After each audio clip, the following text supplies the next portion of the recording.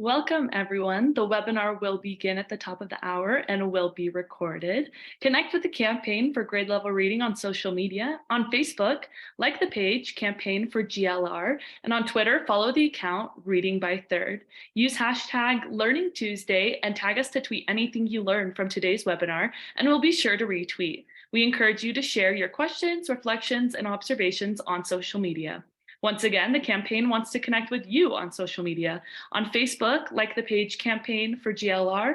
On Twitter, follow the account Reading by Third. And on LinkedIn, Campaign for GLR. The webinar will begin shortly and will be recorded and shared with you afterwards.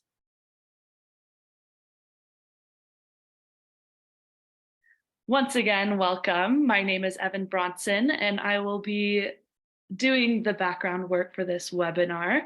I just have a few housekeeping details before we get started.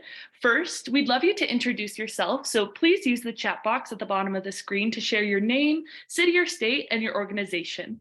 Be sure to select panelists and attendees so we all know who is here. All attendees are in listen-only mode, but we encourage your engagement by posting questions in the Q&A box. We will dedicate the last 20 to 30 minutes to respond to each of these questions that you post during the discussion. This webinar is being recorded, and a link to the recording will be emailed on Friday to all those who registered. We are also streaming the webinar on Facebook Live. All resources that you see shared as links in the chat will be compiled and shared in a follow-up email to all webinar registrants, and materials are accessible on GLR's Community Learning for Impact and Improvement platform, aka CLIP. Please take 30 seconds to create an account if you haven't yet, so you don't miss the bio, slides, and other materials from today's sessions. We'll be posting a brief on-screen evaluation during the Q&A and highly encourage you to respond. This helps us with our commitment to continuous improvement. And I want to take a minute to share that we're in the midst of planning a very exciting GLR Week 2023 and ask you to please save the date and plan to join us July 17th through 21st. And stay tuned for more specific information coming to you very soon via email. Also, before we start, I'd like to call your attention to our upcoming learning and engagement opportunities. In the next 2 weeks, we have a series of double headers. First, next week on May 9th, we have a Crucible practice session featuring Get Delaware Reading, followed by our afternoon GLR Learning Tuesday session focused on the impact of child literacy on health outcomes.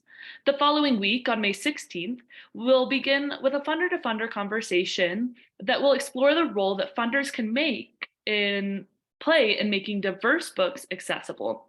Then at 3 p.m. that day Eastern Time, we'll have the chance to discuss adult accountability for third grade retention and other critical student outcomes.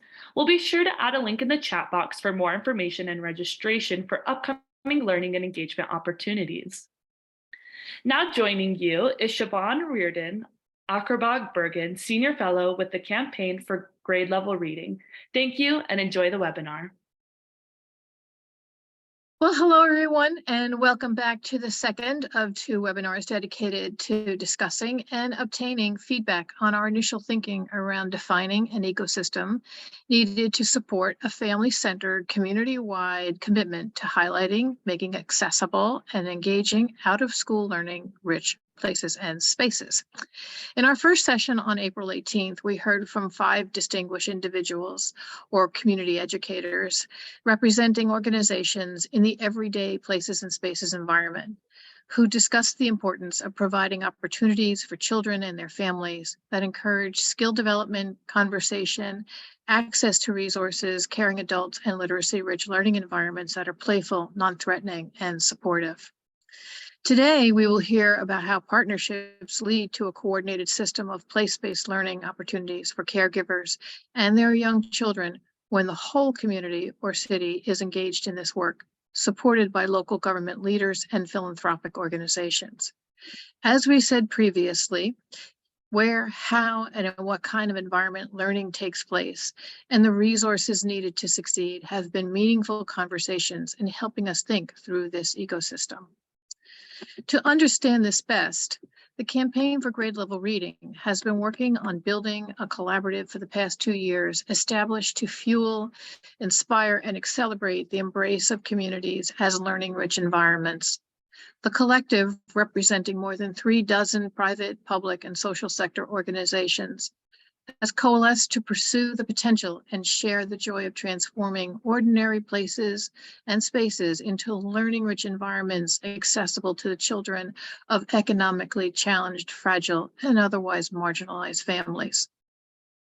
The graphic on your screen begins to help us focus on what we believe are 4 key arenas that naturally help support where a learning-rich environment could and should occur. In the first circle in the upper, my upper left, all learning begins at home in an engaging parent or family-centered safe environment filled with learning-rich supports and materials, and you'll see those noted on the outside of the loop. How we connect with families to ensure their homes are learning-rich environments with the tools for success, such as digital access, is an important part of this conversation. We identified the secondary places and spaces where families have to go regularly: laundromats, grocery stores, barbershops, family centers, restaurants, and various transportation modes which families use. Here we believe that it's critical that these everyday places and spaces should and could be learning-rich environments for children. The third circle defines how cultural institutions, community amenities, libraries, and houses of worship are real opportunities in which communities should and could partner to activate and engage with families to ensure that they are first aware of these places and spaces, and that they are seen as and felt as welcoming, accessible, and affordable. And finally, in the fourth circle, we think about the more structured out-of-school learning-rich environment where families connect to high-quality programs offering high-dosage tutoring, summer learning supports, and other structured learning-rich environments. In today's conversation, we will take a look at the coordinated community-wide system of support in Philadelphia, the Suncoast region of Florida, and in Tacoma, Washington, where nonprofit organizations, educational institutions, and governmental agencies have come together to collaborate and ensure that children and families in these communities have the opportunity to learn wherever they spend time. We will have the chance to learn from these practitioners and supporters as to what drives them to do what they do and how they seek to encourage this systemically significant work to create learning-rich, sustainable environments that lead to a more resilient child. Bonnie Howard is our moderator for today's discussion. Bonnie is a senior fellow with the Campaign for Grade Level Reading, where she co-leads our work to lift the critical role of public and affordable housing in ensuring that learning happens everywhere and all the time. Our panelists joining Bonnie today for today's conversation are Jenny Bogoni, who is the Executive Director of Read by Fourth. Read by Fourth is a citywide coalition of families and community leaders who seek to promote and protect every Philadelphia's child right to read. The initiative builds on the research based on 5 reading promises, which say that families are the key to a child's growth as a reader. Jenny is joined by Beth Duda, who is one of the driving forces of the Suncoast Campaign for Grade Level Reading. The Suncoast Campaign for Grade Level Reading is a Florida 4-county effort in Charlotte, DeSoto, Manatee, and Sarasota counties to help children from birth through 3rd grade, especially those from asset-limited families, succeed by ensuring that they read on grade level. And Tanya Duran has worked in the museum field since 1992 and has led the Children's Museum of Tacoma, now called Green Trike, since 1999 as its executive director. Green Trike is a nonprofit organization modeling programming, convening community, and advocating for children's rights to be educated and cared for in playful approaches. And we have asked the following folks to provide commentary on not only what they have learned today, but to provide opportunities for further consideration. Our commentators are Greg Baer, who has been the executive director of the Grable Foundation in Pittsburgh since 2006. For over 15 years, he has helped lead Remake Learning, a learning ecosystem involving thousands of educators, scientists, artists, and makers to international renown. Remake Learning has turned heads everywhere, from Forbes to the World Economic Forum, for its efforts to ignite children's curiosity, encourage creativity, and foster justice and belonging in schools, libraries, museums, and more. Amanda Charles is a senior program associate with the William Penn Foundation, managing and supporting the Greater Learning grant-making portfolio, which focuses on building literacy-rich environments for Philadelphia's youngest learners by providing opportunities for children to build literacy skills outside of schools and in the early childhood education centers. And Holly Bamford Hunt directs the Bamford Foundation, a Greater Tacoma and Pierce County focused family foundation established in 1990 by her parents, Cal and Joanne Bamford. The foundation's broad mission to improve the quality of life of individuals and strengthen communities is implemented through grant making in various areas related to lifelong education. And with that, I'm happy to turn it over to Bonnie to engage our panelists in a robust conversation. Bonnie. Well, allow me to say thank you and welcome to this conversation. I want to thank you in advance for kind of being here with us today. We're fortunate to have a great lineup of leaders in the field who bring a wealth of knowledge and experience and expertise to guide us this afternoon. Our plan is to begin with the programmatic side and follow it up with the funder perspective, and then open it up to you for questions and answers. I have to say from the beginning, I kind of love this idea of community as literacy landscapes. I think sort of like the title in the Academy Award winner this year, it's like, how do we give kids everything we know that works? And I think we know a lot about what works. The challenge I think for us is to think about how we do those things at scale. Everywhere that they spend their time, so that's everyday places and spaces are really important. It's way beyond schools that we think about how kids do learning. And this is a great opportunity to dig deeper into that. And probably we don't want to do it all at once. I'm not sure that's a good idea, but everywhere all the time, I think is really important. So I'd like to kick today's conversation off with Jenny from Read by Fourth in Philadelphia. Jenny, Read by Fourth was one of the earliest and has been a really great partner with the Campaign for Grade Level Reading since the beginning. Appreciate if you would just talk to us about the literacy movement you've mobilized as an outgrowth of your GLR coalition. So Jenny? Thank you, Bonnie. It's a pleasure to be here with everyone today and a pleasure to talk about something I'm very passionate about, which is our Campaign for Grade Level Reading work in Philadelphia. As you heard Siobhan and Bonnie mention, Read by Fourth is a citywide initiative. We are focused on the entire city of Philadelphia, and our tagline is protecting every child's right to read. I'm going to focus my conversation today not really on everything that Read by Fourth does, but just one aspect of our work. But I'd be happy to answer other questions in the future. I will end by putting my contact information in the chat, but you're also welcome to check out our website at readbyfourth.org. If you'd go on to the next slide, please. One of the things that we like to start conversations with in Philadelphia is this slide. While we're talking about everyday places and spaces and all the things that we need to do to build little brains and make sure that little kids are ready to learn to read, we need to really understand what it means to learn to read. What are the skills that we're specifically trying to advance? We have found this slide to be very grounding when we think about everything we could be doing. Because when we're talking about everyday places and spaces, all of a sudden the possibilities can be so wide that it can be very hard to focus your efforts.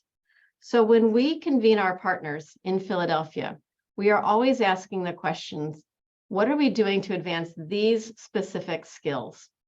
And you'll see on here that there are skills that are appropriate to be advancing and improving upon throughout the age range of 0 to 9. Those are things like vocabulary and background knowledge and a child's attention and motivation.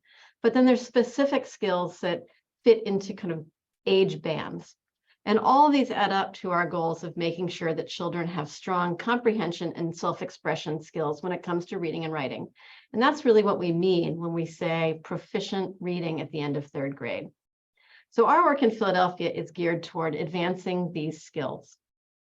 The way we do that, though, is shown in the next slide. where we really do believe that everyone has a role to play in growing those strong readers. And we use this as our framework to think about how to organize the city of Philadelphia. And we're organized around 3 major buckets. With the family bucket, where we're really thinking about how are we empowering and supporting families in being the best first teachers of their children. How are we looking at literacy-rich communities, which is what I will really focus in on today. What are we doing to transform our public spaces, make sure our communities are activated to support learning all the time, everywhere families go.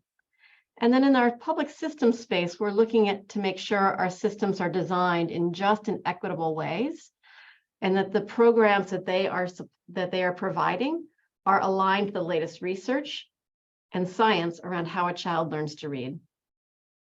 Powering all of that is this outer ring, and that's the work of our backbone office of Read by Fourth. So when we are trying to pull these things together, we're thinking about how are we building partnerships and convening people across these areas. How are we grounding our conversations in research and data and tracking what's happening? What are we doing to tell the story and communicate what works? In Philadelphia, a big part of this for us is really flipping the physics on the narrative. We don't want to just be the largest poor city in America, which is how some people describe Philadelphia. We are the city that cares deeply about literacy and engages everyone in protecting a child's right to read. So we're flipping the narrative and telling stories. And we're also looking at the capacity building of all of our partners. How can we make sure that people are prepared to deliver on the promise of protecting that right to read with all of the knowledge that we can garner? So what does this look like in practice? Well, in that literacy-rich communities bucket, that is probably 40 or 50 different 40 or 50 different organizations that we work with, along with hundreds of volunteers that we called reading captains. And we convene them in a steering committee and have sub-working groups below that. And they are charged with making Philadelphia a more playful learning city, full of literacy-rich environments. Let's take a look at some of those environments. This is one that was created this last summer. We call it Come Aboard the Reading Promise. We worked with our public transit authority and a local advertising agency, reading captains who are some of our community volunteers, and a number of local families to design ways to completely take over the transit system. We blanketed 2 subway stations. We wrapped multiple buses. We had posters that went up in bus stops all throughout the city. For about 3 months, pretty much anywhere you went in Philadelphia, you would see these buses pass by you. And they are all prompts that are meant to engage a family with young children in conversations while they're on their way to different places. We also had volunteers that would ride along in some of the buses with busy bus bags that would share these bus bags with families while they were on the buses and give them tips and ideas and resources of how they could improve early literacy skills at home. Next one. In a park in one of our northern Philadelphia neighborhoods, there are a couple nonprofits that work together to transform the park into what we now call River Alive. This is a learning trail where there are different spots in the park where families can stop and engage in conversation again. There are these signs that are in both English and Spanish that have specific questions. These are all geared around the watershed and understanding the physical environment, but it's obviously also about vocabulary building, brain building in general, background knowledge, and just adult-child conversations in an everyday place. Next one. Our reading captains are a super important part of all this work. These are our community volunteers. We think of them as our literacy advocates. These are not reading tutors. These are adults that have come forward to really promote the idea of raising readers in the community. They are there to speak to adults in their neighborhood about what it takes to raise a reader and where other families can find resources, tips, and information. But these reading captains also help activate these spaces that I've shown you. They were the ones that would ride along on the buses with those busy bus bags. They were the ones that would be at the park, perhaps they'd bring out some books and sit and share some books with families who come to the park. We now have over 600 people in Philadelphia trained to be reading captains. There's more every day. Our vision is to have a reading captain on every block of the city. We're far from that, but we're working toward that vision. Next one. Our library system has worked to put play spaces inside a few of our libraries. Here's one of my favorites, where kids can climb the walls and literally make words using the letters that are on the walls by putting their feet and hands on different letters. But you can see there's also places for children to climb between the bookshelves and just be children. And again, this is all about brain building. You can see the shapes in the second bookshelf in the middle of the picture. You can see the foam pieces that can be pulled out, sat on, and make shapes as well. Next one. We're also currently working with Kaboom on something called the Story Trails. We'll be working in 5 parks and rec centers across the city. In each of these parks, we will be building a story wall. There'll be 10 panels, and families will walk along the panel and read the story. 2 of these will be stories that are already written that Kaboom has used in other cities, but 3 of them are stories we're actually writing with the community. Our reading captains are going out along with a local artist to engage the community in developing its own story and then transforming that story into these 10 panels that will be English on one side and Spanish on the other. We're really excited about this project. The next one. Also at one of our libraries and working with a local artist and our mural arts program is this new entryway to the library. This is the Logan Library. We just wanted to make the library a much more engaging place. And again, steps that children can play on that can cause families to stop and ask questions about the local trolley or about their neighborhood in general. This was a process, again, with the artist on the right, engaging with the community on what did they want this entrance mural to look like and how would it reflect their community. Next one. Then something else we do that's a little bit different is we hold something every October called Reading Promise Week. Reading Promise Week is our annual citywide festival to celebrate how communities support early literacy in their communities. We simply put out an invitation to anyone who would like to organize and hold an event in their community. It can be any event they want. These events might be read-alouds with local politicians. They could be play parties at the local library.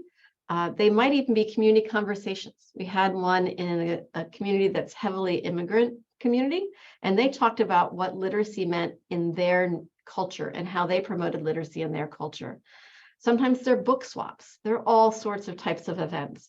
And what we do as a campaign is we create, you might see these yellow tote bags on the left, family literacy resource tote bags. And so this past October, for example, we made 10,000 tote bags with resources that span the gamut of birth through age 9, with activities that families can do at home that promote literacy, as well as information for parents about the literacy skills that they should be looking for in their children at different stages of life. We then provide those tote bags to anybody who's holding a Reading Promise Week event, so that a family going to an event walks away with one of these tote bags. But it's a week in time when the entire city is coming together to celebrate early literacy. Next. And our newest initiative is something called the Neighborhood Literacy Fund, where we're working with one of our local funders to create a participatory grant-making process where individuals can apply for small micro grants to implement literacy projects in their community that reflect their community needs. We have done one round of grant making already, in which we engaged, again, community members to design the requirements, to set up a review process, and to be the selection committee. And they identified 18 different projects and granted them each up to $2,000. The total amount given away across the 18 projects was actually $20,000. So you can see most of them were just about $1,000. We're in the midst of our second round of this, and then we'll have a third round next year. Next one. And lastly, coming this summer is a project, again, if you think back to the slide I showed at the beginning of the various skills, alphabet knowledge is a very important skill for children as they enter kindergarten. So we are going to do a major takeover of North Philadelphia, where we are again working with Parks and Rec to put up these banners. This is just a mock-up of what it might look like, of letters with Philadelphia specific examples of that letter using the most common sound that a letter makes. So C for cat and B for bicycle, A for afro. And then we are going to have these at about 12 different Parks and Rec sites in North Philadelphia. Meanwhile, we have again these resource bags for families, and we have this Philadelphia specific alphabet poster that we're giving away through health clinics and libraries and through our reading captains. And then we're holding parent trainings that are really about what does it mean to say that your child needs alphabet knowledge when they enter kindergarten. And it really means that they know their letters' names, shapes, and sounds. And how can we help you as families instill those 3 skills related to the alphabet in your 4 and 5-year-olds so that when they enter kindergarten, they're really ready to begin in on those phonics lessons. So this is going to be an exciting project that's coming out June 1st. That's Jenny, for Read by 4th. Yeah, Jenny, thank you so much. That was super and great examples of community initiatives and how you guys are working with partners. I'm going to turn right now to Tanya. And hoping that you could talk a little bit about the work that you're doing in Tacoma and Pierce County. Similar to, I think, to what Jenny described in Philadelphia, you also have a big focus on advancing early literacy. So take a minute and tell us how you coalesce those activities and organizations and how your youth-centered approach actually plays out. Yeah, thanks, Bonnie. Well, just to give you a little context, Green Trike, we are a practitioner, an intermediary, a convener. So we operate 2 children's museums, the Children's Museum in downtown Tacoma, and then the Children's Museum at Joint Lit Base Lewis McChord. But it's really that intermediary and convener that I want to speak to today, and just the real desire to see Pierce County be a child and youth-centered community.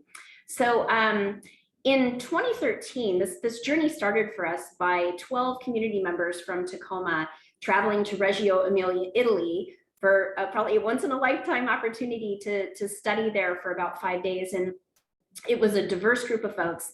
We came back just super inspired and wanting to sort of like, what can we do with this in our own community? So we decided to host a symposium in 2014, and its guiding provocation was, what is it that we wish for our children?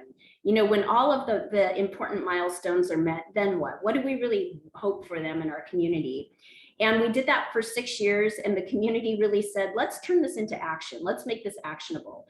So in 2019, in our last symposium pre-COVID, my board dedicated $250,000 after the community asked that Green Trike shepherd a specific movement. And the slide you see in front of you today, I put in because it was very exciting. We woke our symposium from its COVID nap in 2022. And you see here a picture of our county exec on the left with his granddaughter, and then the mayor of the city of Tacoma on the right with one of her mayoral advisors. She has a youth advisory council, and they both proclaimed their support and their dedication to making Pierce County the best place to grow up. So go ahead. So if you would advance the slide, please. Thank you. So we too have a little bit of an organizational framework, and I must say that our symposium was just like 2 weeks ago. So we are very new in this work, and I'm inspired by what Jenny's been able to do in her city. But our framework is working with, we've recruited a very diverse and wonderful group of what we're calling our visionaries. That's like our think tank. You know, our task force, here's folks that represent that. And then we're going to engage community, you know, concentrically circled around that. So next slide, please. So we, at our symposium 2 weeks ago, one of the first things Green Trike got to work on as the shepherd is branding this thing. So we're very excited about the possibilities of our little faces here that indicate child and youth centered all across Pierce County. So each city, each municipality can select what color they want, what shape they want their little blob to be. But we're really excited to give it a look and a feel, and we hope to create some pretty amazing stuff with this fun logo that we have. Next slide, please. But the framework behind it, excuse me, is really us thinking about how do we engage everybody in our community, from the most likely candidates to maybe some of the least likely candidates, or folks that maybe don't see themselves in the work. So our team has worked with our visionary group to identify different sectors. And I don't think we've got them all, but this is a starting point of where we might see focusing our energies, and our staff has identified leaders within each of these sectors as we're calling them. Next slide, please. And then this is our, I don't know if I'd call it a theory of change, but the way we plan to organize our work. So we also talked with our visionaries. You see the sectors are represented across the top of this document, this graph, and this is new. My marketing manager and I actually did this sitting on the floor in a conference last week. So I expect if we were to talk a year from now, this would look a lot different. But we talked about the activities that we think could be done in engaging the community and being truly child and youth centered. So what policies do we want to see changed? There's things like child-friendly work policies, those sorts of things. Neighborhoods welcoming children of all ages. So we tried to populate a few of these things just so you can see what we're looking for here. In the built environment, my director of education and I used the same tax accountant, and we were surprised when we walked into her office. There's this beautifully designed little corner with a bookshelf and some toys for multiple ages of children and a very inviting rug. So how can we get more businesses thinking about making child and youth friendly spaces in their places of work? Traces and voices. That was something that Reggio does very well. Reggio Emilia, you see traces of children when you're walking through the city. How can we really emphasize that in Pierce County? And then messaging, children being welcome. What messages do we want to see, both inward facing for these sectors, but also outward facing? What are their proclamations, or what are they saying to make sure that children and families feel welcome? And then what fun activities can these engage in? I should also say that we're extraordinarily inspired by the work of Leeds England, Child Friendly Leeds. And so we've taken a lot of tips and tricks from them. So this then becomes our work plan. And you might also imagine that within each of these sectors, there would be a pull down menu for each of the different organizations we mentioned. The museums would have their own work plan. The hotels would have their own work plan. So we are thinking again, and what feels a little overwhelming about this, to be honest with you, is that the county would like to see this be a county effort. So this is really going to be, I think, a lot of work, but a lot of fun too, to bring people in and thinking about what they can do to make children and youth feel more welcome. So next slide. Yeah, so that's it. And I look forward to answering any questions you might have. But I think, like I said, we are new in this journey, and we're delighted to share what we have been able to lift. And with the end goal being that in the state of Washington, Pierce County is the best place to grow up. I did want to say a little bit about some of our guiding philosophy, or the way that we like to think about this, which is a child and youth centered community is doubling down on the things that are beautiful and wonderful about your community. In our case, we've got wonderful park system. We've got natural beauty after July 5th every year. And, so you double down on the things that are really wonderful about your community, but you'd also be very real and honest about those things that in a child-centered community would be intolerable. You need to eliminate and eradicate those things. And so Green Trike is working on both the joyful side of that equation, but also on the more urgent, making sure our families feel safe, supported in their environment. So that is, again, kind of the thing that motivates us and guides us. And it's a way that we really get people thinking about how they can plug in as well. So Bonnie, thank you, everybody. Yeah. Thank you, Tanya. I think this idea of really working with the sectors and kind of mapping these sectors in your community, and thinking about sort of how they really can contribute to creating and expanding learning opportunities for young people is a really fabulous idea. There was a lot of chat going on with you and with Jenny. And so we're going to keep our pulse on what you're doing so that we can track your work and see how it actually kind of develops over time. So thank you. I want to turn now to Beth Duda and thank her for joining us as well. Beth is from the Suncoast region in Florida. She's tightly connected with the Campaign for Grade Level Reading, and she's going to share a little bit with us about Remake Learning Days. And I understand that this was a 4-county region program that really just wrapped up this past week. And so to kick off the Suncoast story, I think you've got a nice fun video to kind of get us going. So I'm going to flip it right over to you, Beth. Thanks. Great, thank you. Yes, and we can go ahead and play the video, and then I'll be happy to share more comments. We're here at Southside Elementary School on the first day of Suncoast Remake Learning Days for the event All the Arts for All the Kids. And my goodness, is there a lot going on. We've got mural making, painting, mosaics, music, and very active children interested in video making. What a great day. Suncoast Remake Learning Days, 140 events over 4 counties for 10 days. Let's relive it in song. I'm reviewing the situation and reliving Suncoast Remake Learning Days with proclamations and recognitions. April 29th until the 8th of May. There were stories, strolls, and STEAM events for ladies, children, and the gents, and improv shows and art displays and Arbor Day upon the bay and jubilation in the parks and telescopes out after dark. And wait, there's more, I'll have to start again.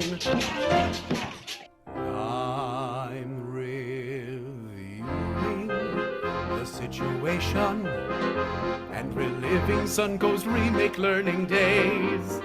There were thousands participating. Events were fun and free, so no one had to pay.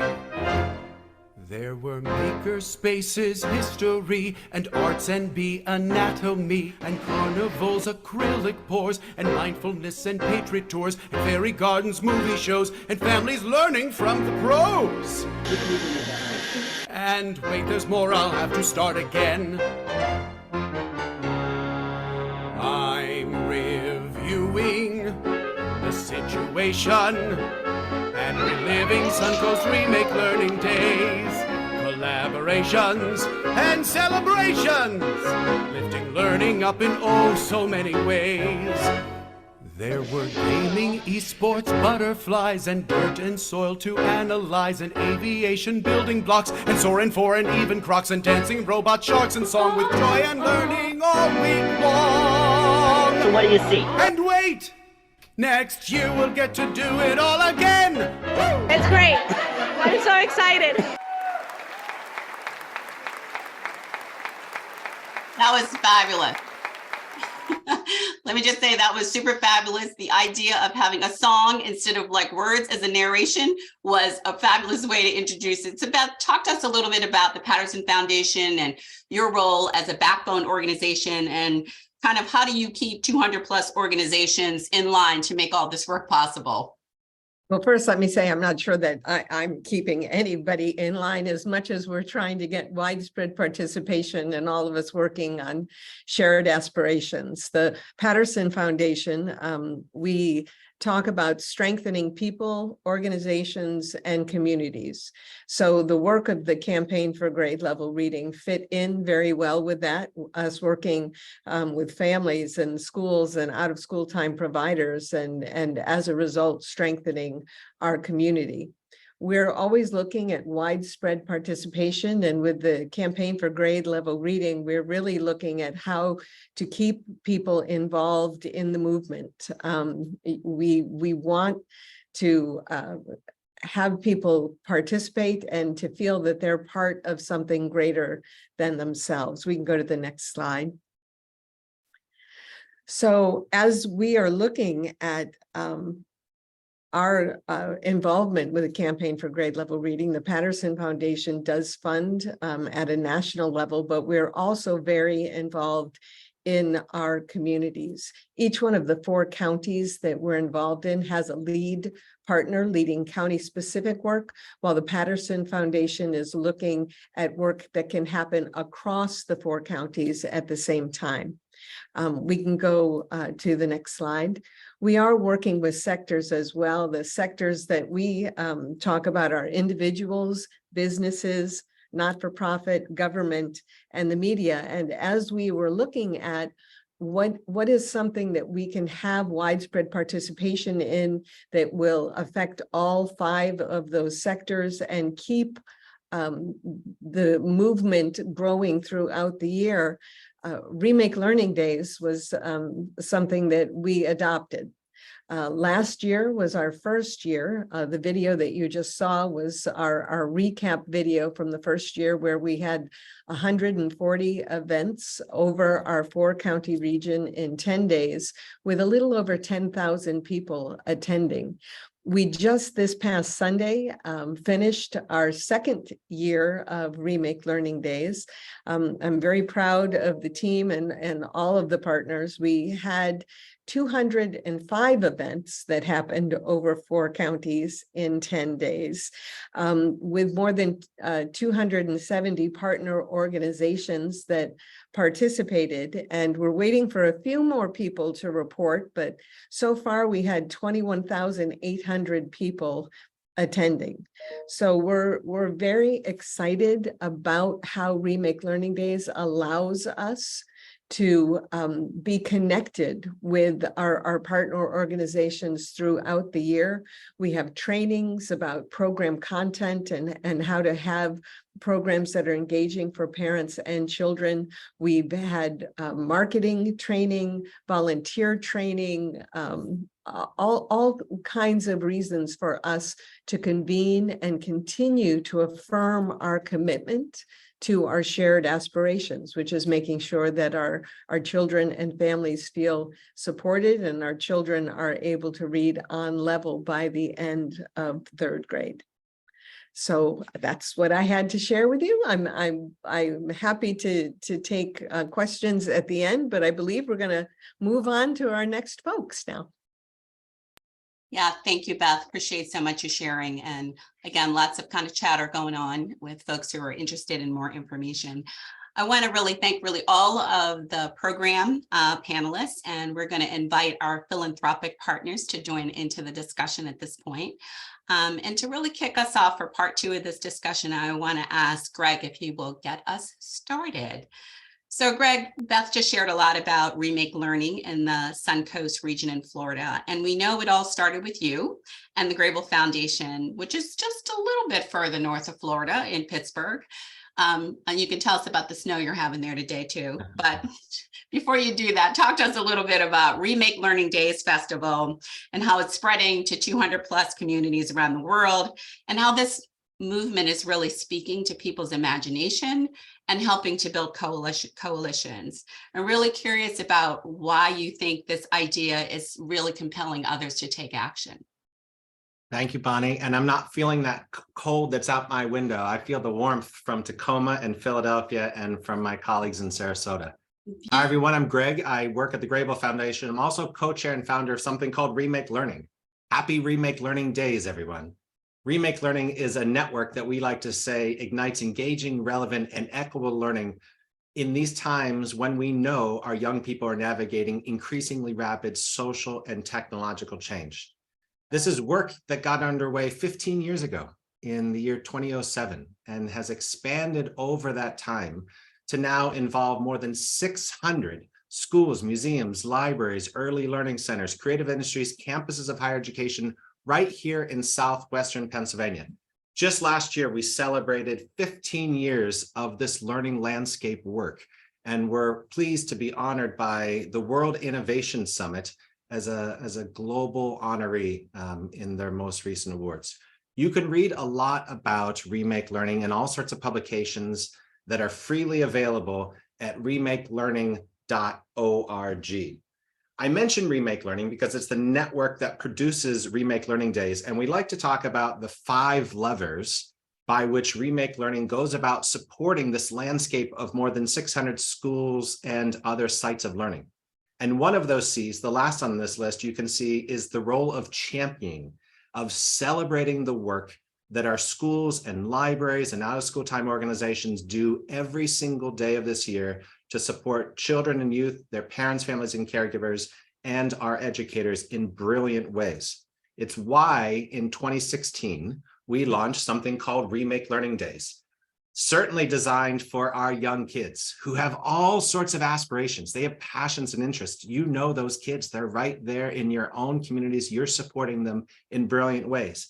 And you support their parents, families, and caregivers as their primary teachers. And you understand what that means. And so Remake Learning Days, think of it as a regional festival, an open house like what happened at your school, but happening citywide, happening region-wide in a way that beautiful video from Sarasota just conveyed to us. It's an invitation to bring parents, families, and caregivers alongside their young people so that they're learning together in wonderful, joyful ways. We'd like to say that Remake Learning really accomplishes 3 things through Remake Learning Days. 1, to help parents, families, and caregivers understand how learning is changing and why learning is being remade in ways that we're talking about today in that learning landscape.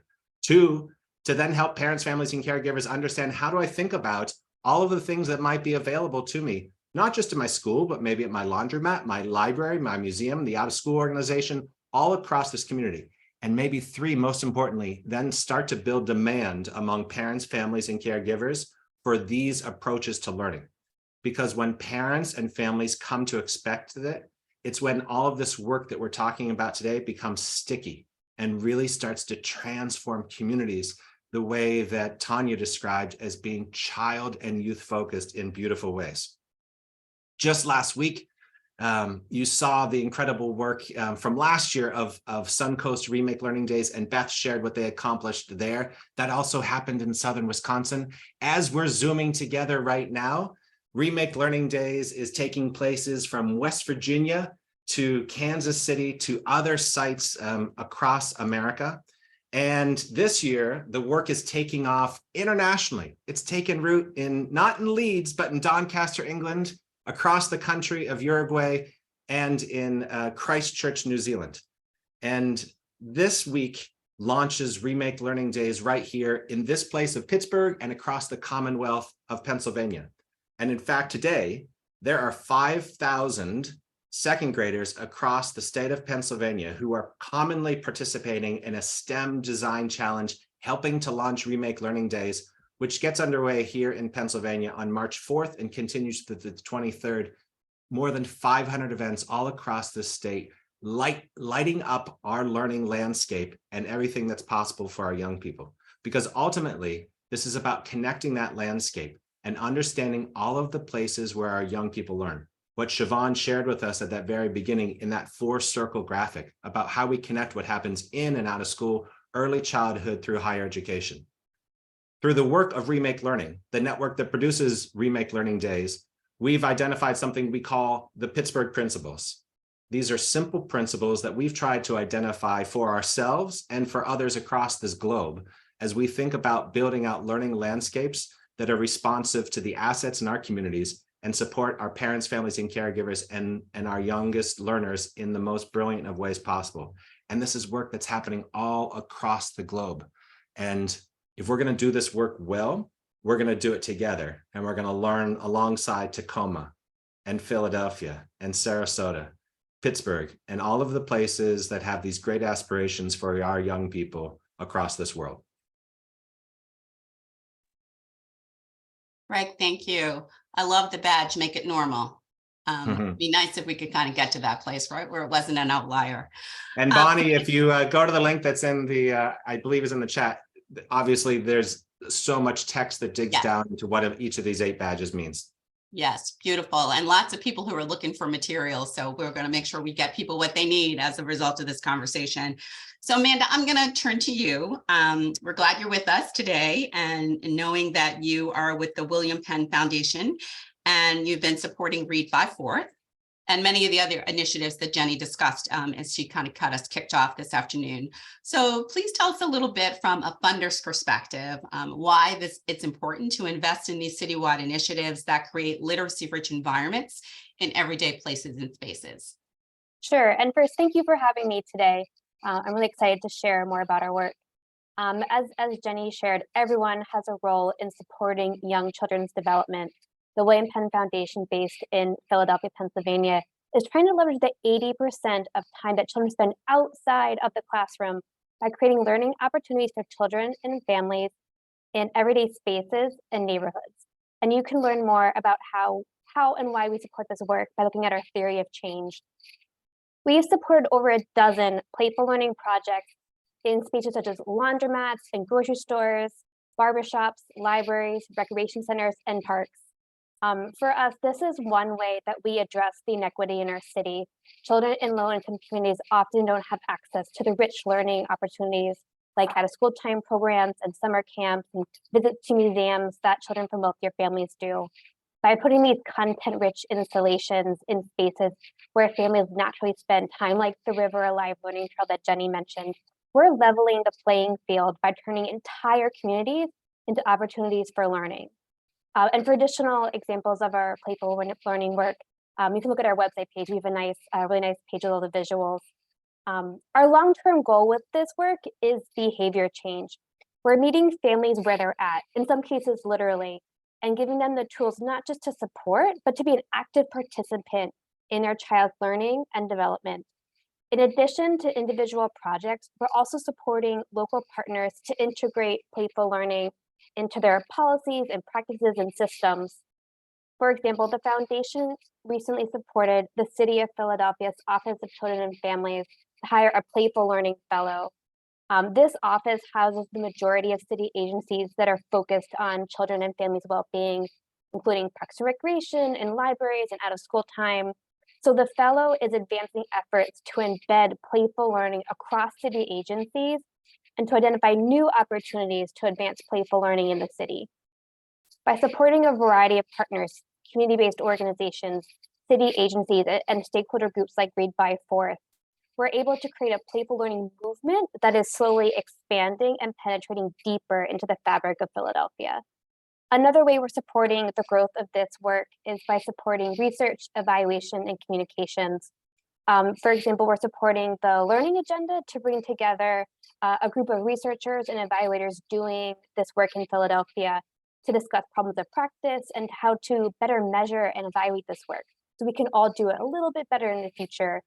This group shares research, evaluation techniques, and emerging questions to help us strengthen and sustain a focus on creating these literacy-rich environments for young kids and families.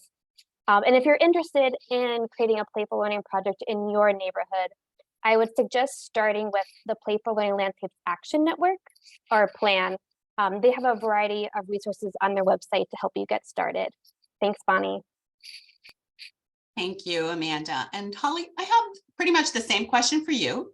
As you reflect on your work in Tacoma and Pierce County, just talk about your perspective on what these initiatives mean for a local funder and why it's part of your strategy to invest in what makes Tacoma the best place in the world to raise a kid.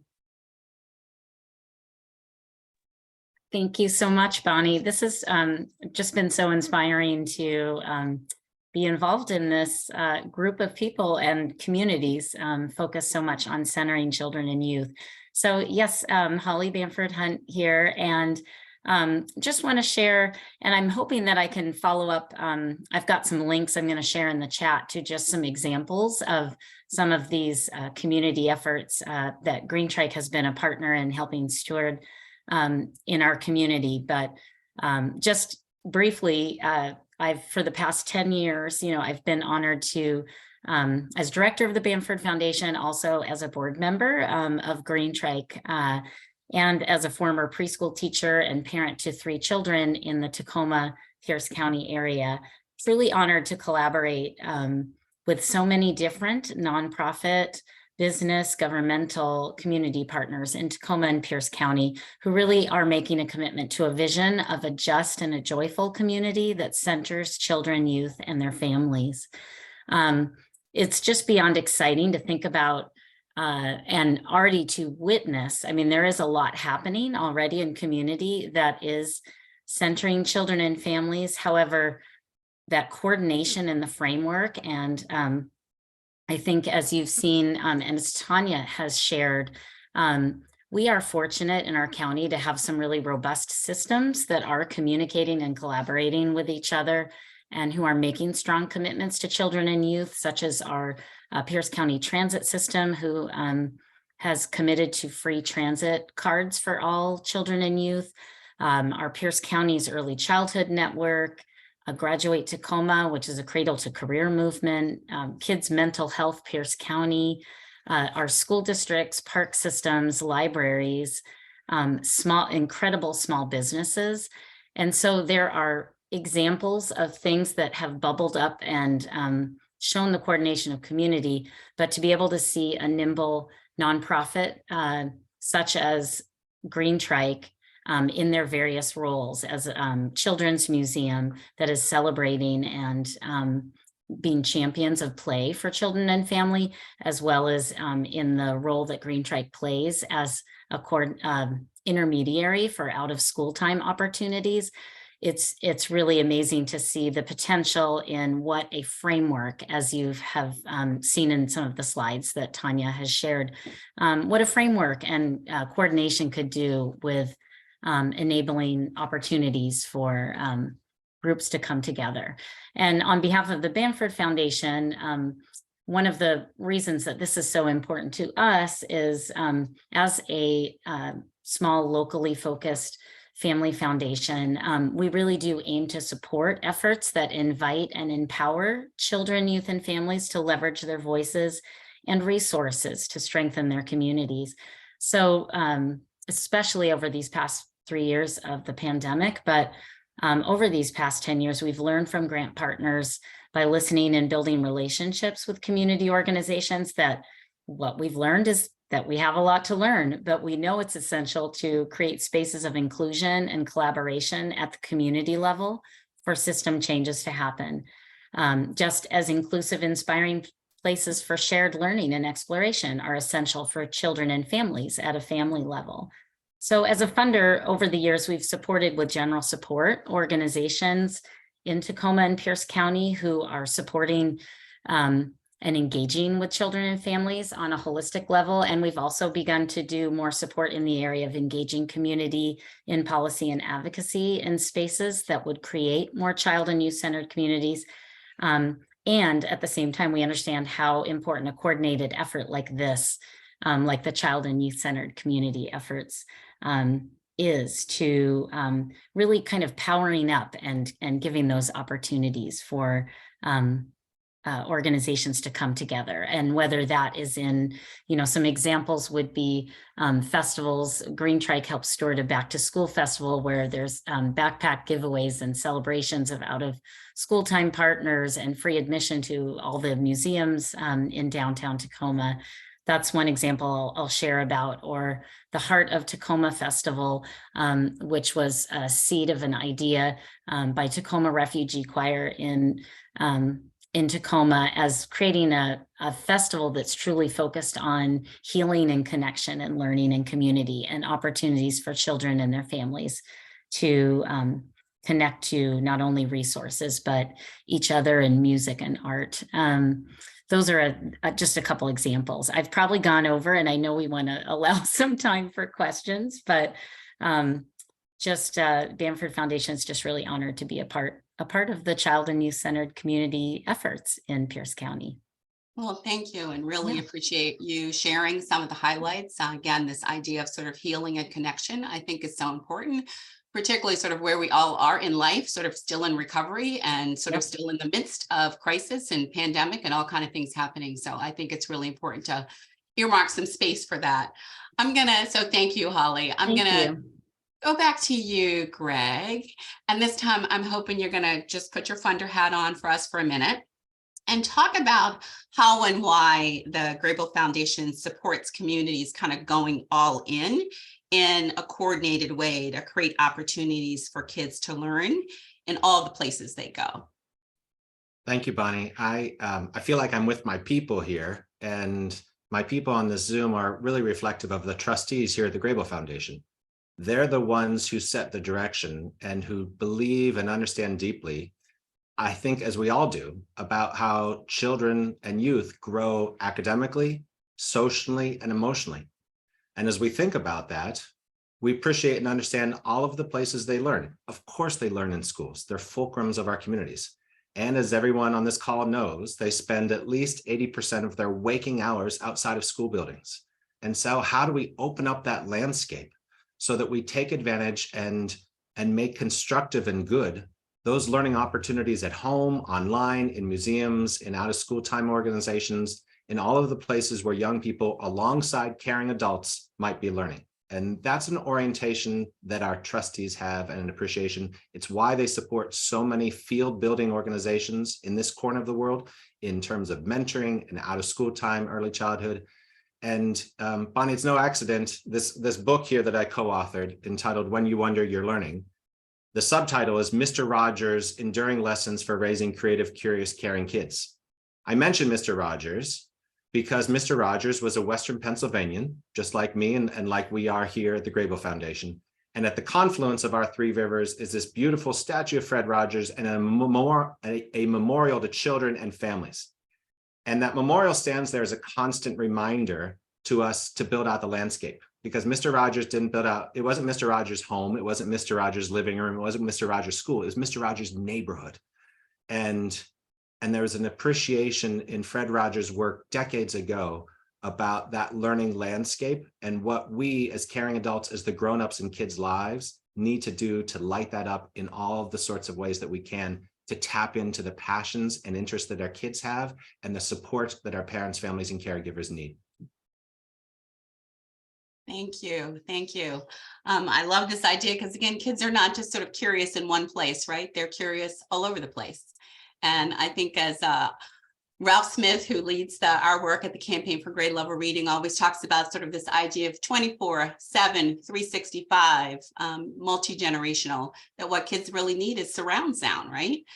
In order to really kind of learn and experience. And I think the kinds of things that you guys have put out here for us to chew on have been fabulous. I think there is one question in the Q&A, and I'm just gonna, no open questions, it looks like. Sorry, I thought I saw something there earlier, but just to remind folks to continue to post questions if they would like to, sort of into the Q&A, and we will get to them.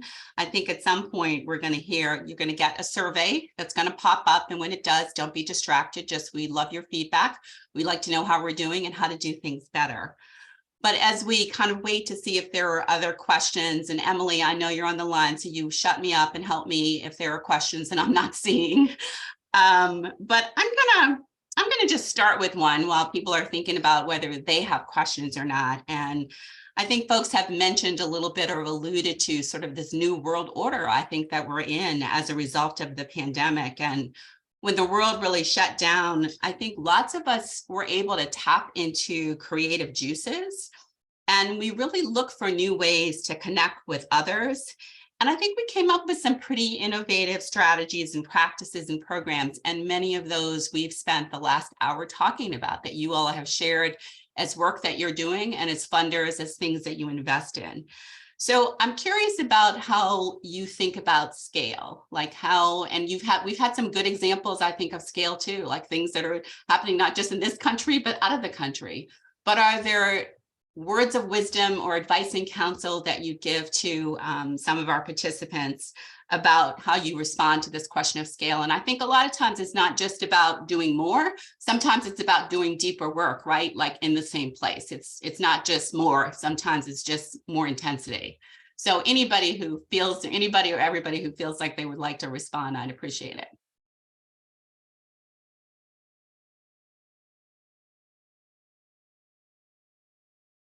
I could say a quick response to that, Bonnie, just in terms of thinking about the collaboration, moving from collaboration, I guess, to collective action among organizations. I think about some of the different systems in Pierce County area. There's just to bring something to scale. I mean, there's just so much work that needs to happen behind the scenes. And some of that is trust building and relationships, right? Among the leaders of, and the frontline staff as well, you know, in these systems. I mean, I think about, there's just been some incredible response that includes Green Trike, our Metro Parks Tacoma, our school district, Boys and Girls Club, YMCA, in ways, you know, and Tanya could speak to this, but it's I think in order to bring these things to scale, there has to be just that time and attention paid to relationship and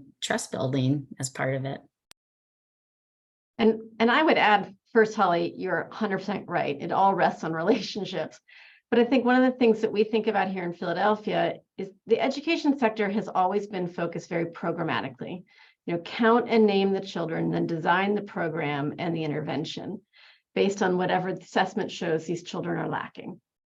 There is something to be learned from the public health sector when you think about scale and think about what are we doing for the population writ large.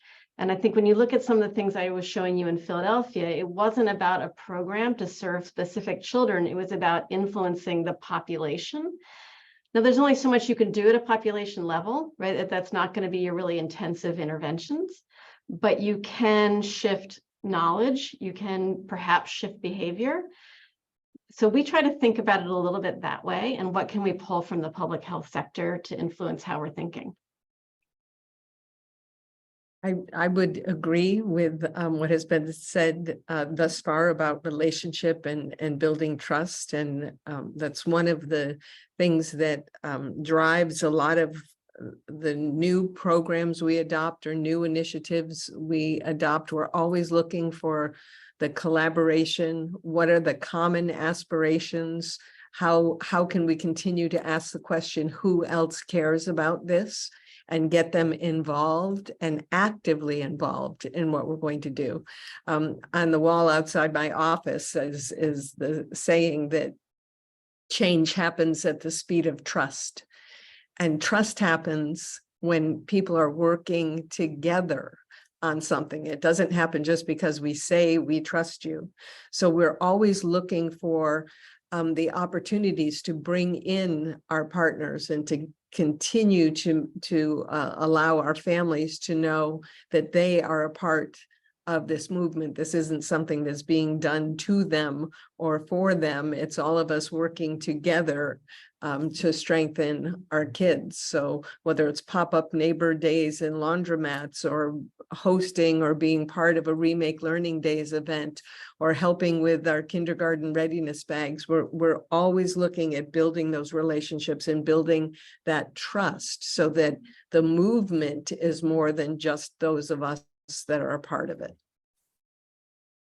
And Bonnie, if I can add to the brilliance of my colleagues already with maybe two unexpected answers, as we think about the spread of this sensibility around everyday places and spaces. One is language. We, in the context of Remake Learning, we've sort of embraced the messiness of language. Now, in some senses, we got lucky with that phrase Remake Learning because it's become an umbrella. But at no point did we say, and now we all shall do literacy, or now we all shall do playful learning, or now we all shall do STEM. Because we recognized that organizations, just like us as individuals, have interests. And for the libraries, maybe it was digital media and learning, whereas for the children's museums, it was maker-centered learning. But allowing an umbrella into which organizations and people can walk and then start to bump up against other people who are essentially talking about the same thing, but just using different language has been really important because it embraces the passion and interests expressed by the organizations rather than dictating the passion and interest by which we're all going to do the work. And the second unexpected thing is when I think about movement building, Beth just used that phrase. One of the things we've learned is just investing in the social thing, the relationships among the adults and practitioners among and across organizations, happy hours, like adult field trips, adult playtime, just building the relationships so that roboticists know librarians and teachers know creative designers at local firms, building those relationships among professional colleagues has made the work go all the more? Yeah, I'm gonna build on that. In Philadelphia, there's no like one central organization who is leading all of the playful learning projects. We have various organizations leading various projects across the city. And we're fortunate that we have Read by Fourth, who kind of convenes everyone who's interested and engaged in this work in a community of practice. But it means that we do have like a coalition of the very willing and the very engaged. So this work doesn't belong to any one person or organization.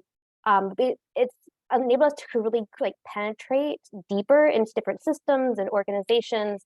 And I think we've been able to make greater progress together than we would have individually.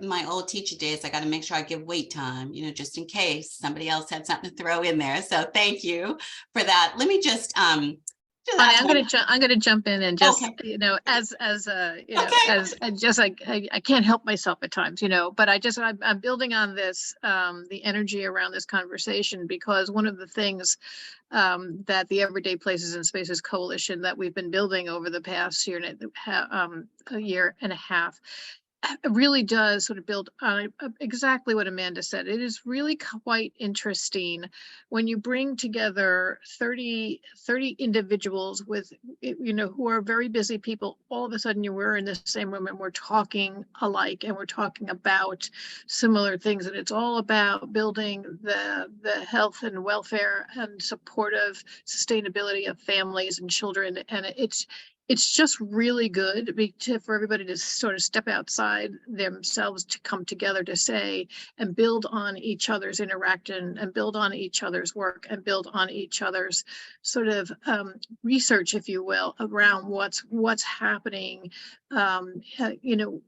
in what are we all doing in support of that child and support of the families who desperately need support, particularly over the past 2 years when we, as we come out of the pandemic and understand just the impact that has had on community and rebuilding this community as we were all doing. It's a lot of serendipity, and I just keep going back. If everybody has not read Greg's book, you have to read the book, because it is really promising, sort of feel good book that sort of really does talk about serendipity and neighborhood and community and all the things Fred Rogers built up over a lifetime. Thanks, Beth. Yeah, and I might add on to that too, just thinking about our role a little bit as this intermediary. One of the things that we've tried really hard to do is to put more people at the table and have an open conversation about what are everyone's superpowers and how can we don't like to say knit because that's too precise in art, but crochet it all together so that it's like everybody has this sense of buy-in. So everything is really resonating with me, and it makes me want to double down on that strategy. And even the smallest partner can bring something to the collective. Being an intermediary is a kind of a formulaic job. And we've decided in our community, not one organization should take it on. So it's probably more challenging and a little bit messier, but I just think it's going to yield a rich product, and so many more people are going to have buy-in. Yeah. And Tanya, I think that actually kind of speaks to some of the cultural competence, right, that your organization is growing in terms of how we normally would come in and you would have that role and you would sit in that role. But I think we've all learned that we need to be sort of more flexible and more fluid as we spend time in communities. So it's kind of like a natural next question for you guys as you think about this idea around relationships and the importance of it and what we've all come through with the pandemic. In part one of this conversation that Siobhan started, we talked a lot about culture and equity. And I'm curious about what your thoughts are on integrating diversity, equity, inclusion into the culture, practices, and really mindsets of your organizations and programs. So if anybody has anything they want to share with, that would be great.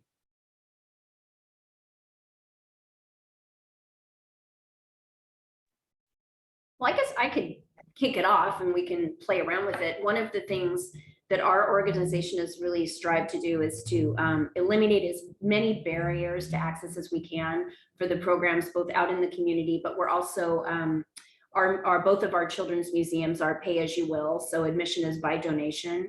And we really believe strongly in making sure that all families feel welcome. So certainly reducing the cost barrier, but when you're thinking about building these larger systems in the community, it is bringing in those organizations that have even more direct content with our communities of color or communities of children experiencing special needs.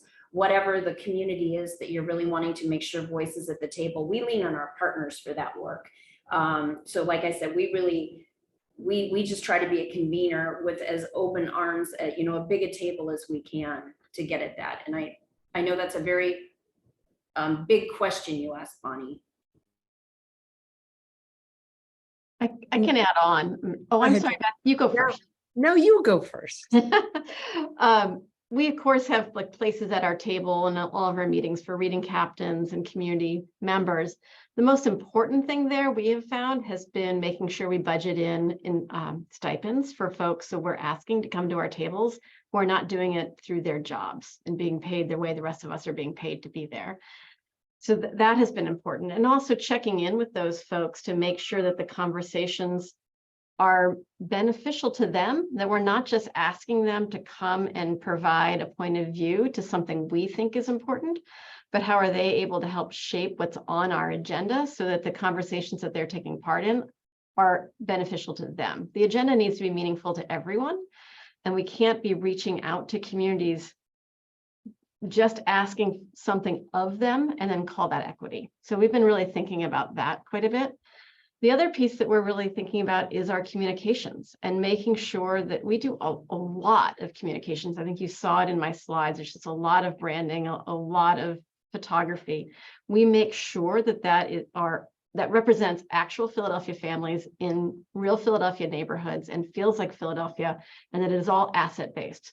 It's not that 2/3 of our children aren't reading on grade level. It's that these things are happening.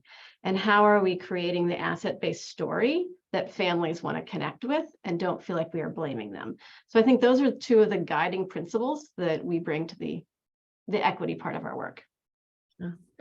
And I agree with everything Jenny has said. And for years, I have followed her lead on many of her approaches.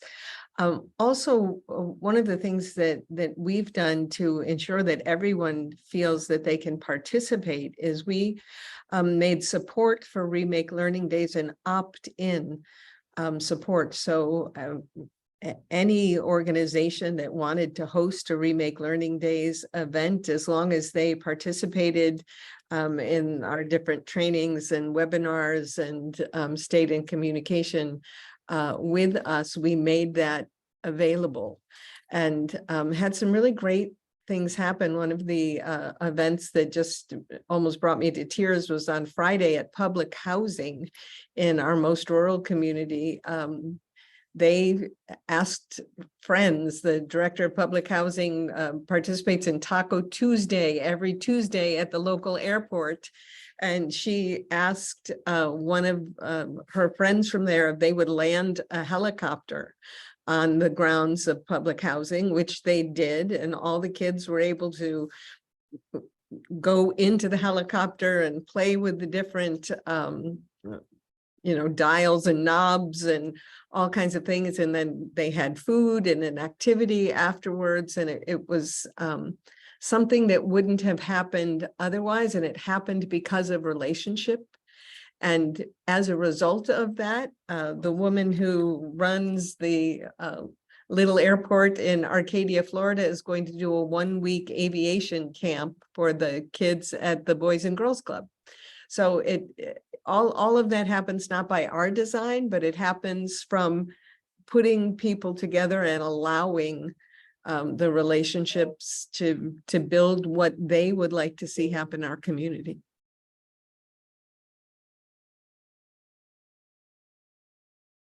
Thanks, Beth, and Holly. Thanks for what you put in the chat. Oh, sure. I was just going to add, in addition to just that essence, if we're really going to be talking about youth and young adults and children feeling as if they belong and are contributing members to a community, then belonging, equity, access, inclusion, diversity has to be central to decision-making processes, but also special attention to what belonging means and what belonging means to them at the table. And Bonnie, I'll say, everything that everyone has said here is so critically important.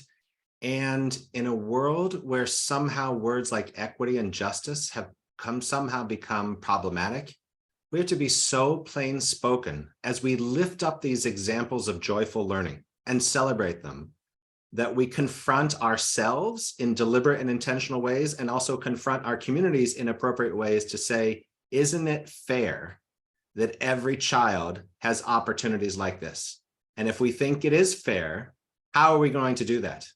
And if we think it isn't fair, then let's acknowledge it out loud, and please say it out loud. Well, Greg, I appreciate you saying that. And as we look at the policy strand of work that we see happening through all the sectors, when it deals with our municipal leadership, our county leadership, getting them to expand, many of them have filters, decision-making filters. One of them is around equity and diversity, but I'm asking them to expand that and to take a moment to really think about the policies, the laws, the things that they're going to do, force them to take a time out to think about what the impact might be on children and their families. Yeah. Just to put another spin on that, sometimes that requires like a mindset shift. Someone a lot smarter than me once told me, community engagement isn't a means to an end, it's the means and the end. Like for this work in particular, children and families aren't required to go to any of these spaces. They can go to laundromat and not engage with the installation in the corner. So it's really important to spend time doing community engagement, to do it right, and to find the people who can really facilitate that. And for funders to invest in the resources to allow organizations to do that. As Jenny said, compensating people for coming to the table. I remember one of the first times Jenny was involved with some community engagement project for one of us. And she's like, are you going to pay those reading captains for their time? And I was like, good point, Jenny. So sometimes it requires a mindset shift and to have some tough questions about this work to really do it right. Yeah, thanks. And I think it's incumbent upon us, I think, as we do this work in this space also to really think about if mindsets are going to change. A lot of that means that we've got to look at our own organizations, right? And sort of think about, before we're reaching out to communities, that we've got to sort of manage sort of our own culture and our own organizations in order to really present ourselves in the community in the way that we can really kind of really partner with equity sort of in all the work that we do. And I think for a lot of us too, that's a lot of just sort of internal work that we need to really think about. I'll notice, you guys, I was just going to ask where the survey was, but there is a survey being posted right now. We greatly appreciate everyone who's on the call to take a minute and fill that out. I'm wondering, Emily, I'm going to say it to you. I don't know if there are any questions somewhere else. Should I, because I got more. Whether we should just kind of close out or should I ask one more? I think the question, so we touched on the sort of, one of the questions was about sort of like, how have you adjusted post-pandemic and the new challenges? I feel like we've talked about that, but there was a really interesting question, and I think it was from Kim Shivers, that was more specific about, I think it was, yeah, like, really specific, Jenny, logistically, like you've all talked about these great sectors coming together, these great partnerships, but like when you're talking about getting the Department of Transportation on board, just talk us through like what that takes. I think it's a good question to say, like logistically, what does this take? So yeah, Jenny, and I know it's happening also in Tacoma. So, well, it takes a lot. Being an intermediary means having a cell phone that is on 20 hours of every 24 and texting and being in touch with everyone. It's about planning a lot of meetings. It's about planning the meeting before the meeting and having conversations with people so they know what meeting they're coming to and that they're prepared to participate in it, right? But this project in particular, it took everybody from Amanda and the foundation convening with SEPTA, our transit authority, with a communications firm that could bring all that beautiful graphic design and strategy, with reading captains, with us as the backbone, with some of our partners from specific communities, and with families over, Amanda, was it like a year? I mean, it was a long time. And in the end, the lead organizer for this particular project was the ad agency, the communications firm, because so much of the product was really about the communications itself. So they became the intermediary and convener and designer and project manager. They then had ongoing meetings with folks. They met with families to do focus groups, to test out different messages, to meet children and families that became the subjects for their avatars so that the designs looked like and represented real Philadelphia families. It was just an ongoing iterative design process with input from everyone. But even just getting the general concept off the ground probably took 6 to 8 months. Then there was the application to the foundation. Then there was the communications firm leading the project implementation phase. So actually, it was probably closer to 2 years from the original meeting to when it really launched. What did I miss, Amanda? Anything there? And Emily? Yeah. Can I share from a funder perspective? One of the things that we've learned over the years that's been incredibly helpful and is supported by our trustees in brilliant ways is support for funds that organizations can easily access that allow them to take little bets, right?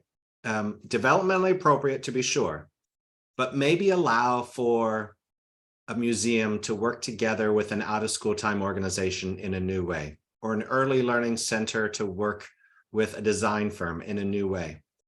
And our trustees know that honestly, most of these little bets will fail, but there'll be some incredible gems among these little bets that will then start to be the seeds for the spread of this sensibility around everyday places and spaces, and discretionary support for those little bets that are easy to access is really critical from the funding side. Amanda, did you want to add something? I will just confirm with Jenny, what the point Jenny made, that it took a while to get things on board. I think Jenny's right. I think it was about 2 years from the initial conversation to when things were actually installed on buses.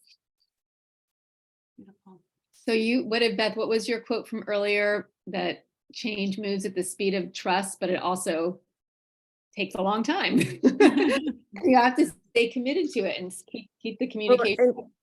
And I think it's important for all of us not to arrive with the answer or to think that a particular things. We've had organizations who for years participated in a very small way, who all of a sudden were ready to jump in with both feet. So it's really important for us to make everyone feel welcome, regardless of, what they're contributing at the moment, because circumstances change, leadership changes, capacity changes. What we don't ever want to see change is their commitment to the families and children in our region. So we kind of have an open door, and if they've even blinked our way, they're invited. Great. At risk of opening up a whole conversation when the webinar is closing down, one of the things this makes me think about is the challenge of kind of one-year outcomes in the funding community with this type of work, right? I mean, these projects take multiple years, and when you're talking about making change at a population level or a scale level, which is really what we're talking about when we're talking about everyday places and spaces, you need a much longer runway to get to those outcomes. Jenny, thanks for keeping it real. I'm going to actually wind us down. Thank you guys so much. Allow me to thank all of the panelists for sharing with us today your expertise, ability to translate lessons learned, and really willingness to address the challenges. I think set us up for a great conversation. You gave us a deeper appreciation for the complexity of the work, yet energized about the potential for learning rich places and spaces as a powerful way to ensure that more children and families have the opportunity to learn wherever they spend their time. So thank you guys so much. And with that, I'm going to turn it over to Siobhan to close us out. All right. Thank you, everyone. This was just a terrific conversation. The ability to just be able to sit and listen and absorb has just been it's been a fabulous hour and a half. And so I want to thank you, Bonnie, for great moderation of this session, and to Jenny, Beth, Tanya, Greg, Amanda, and Holly. Thank you for your contributions, your thoughts, the ability to be serendipitous around engaging in a joyful conversation. For everybody, the articles and resources you see posted in the chat today will be sent to everybody who participated in this webinar today, and it will also be posted on Clip. And I also want to remind you, please take advantage of joining us in the next webinars on our Learning Tuesday webinars. As you can see, we have Crucible of Practice on May 9th, Learning Loss Recovery Challenge conversation also on May 9th in the afternoon, Funder to Funder conversation on diverse books on May 16th, and another Learning Loss Recovery Challenge conversation on third grade retention again on May 16th. We hope to see you all then. Again, thank you for joining us. We really appreciate your coming out to enjoy a great conversation. Thanks.